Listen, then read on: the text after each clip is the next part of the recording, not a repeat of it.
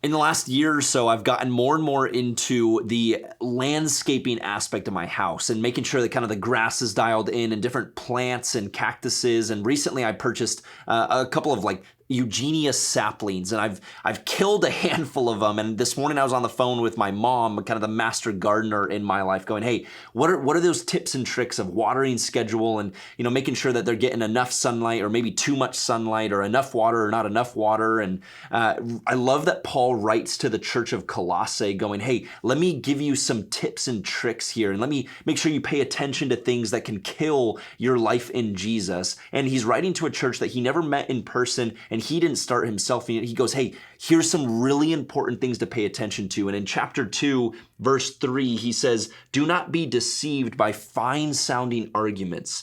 In chapter 2, verse 8, he's going to say, "See to it that no one takes you captive through hollow and deceptive philosophies." That there's going to be these they're really attractive aspects of following Jesus that might seem like the right way to go, but at the end of the day, they're hollow, they're deceptive, they're these fine-sounding arguments, and don't get caught up in these things, believers. And the two main ones in chapter 2 that he's going to point out are in verses 6 through 15. He's going to say, Jesus will not just be one of many gods in your life. You can't just sprinkle a little Jesus into your life and expect things to get better or to change in your life. That if we try to add Jesus into our life, we're going to miss the point of who Jesus is meant to be in our life.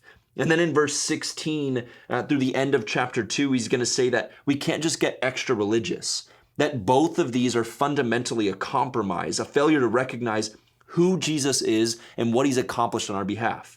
See, in chapter 2, verse 9, Paul's going to write to Colossae and say, "For in Christ all the fullness of deity lives in bodily form, and in Christ you have been brought to the fullness." Right? That Jesus in and of himself is enough. That one, he won't just be one of many things that we can add in. And two, we can't put Jesus at the center and then add all of our own fences and get extra religious.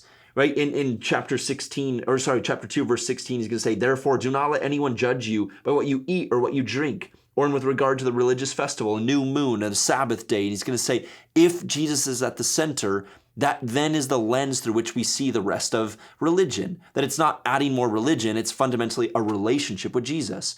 But likewise, we can't just add Jesus in and ignore religion and go, well, Jesus is one part of what we do. He's going to say, don't be deceived by these two things. One, Jesus won't be added to your already existing life. But two, we can't say, because of Jesus, I add all these other fences, and then Jesus is almost the reason, the justification by why we look down our noses on other people for not doing all the things that we do because of Jesus. He said both of these are missing the point, the purpose. And so what does it look like to clothe ourselves with Jesus, to live out this Christian walk?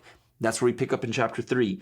What's the so what behind Jesus being at the center, at the core? Don't compromise by one, adding Jesus in, or two, letting Jesus be the justification or the reason that we get really religious and go, well, this is why I do this, or this is why I do this. And in chapter 3, there's a deep invitation into daily clothing ourselves with Jesus. And tomorrow we're going to pick up in chapter 3. Thanks, Dosers. We'll see you tomorrow.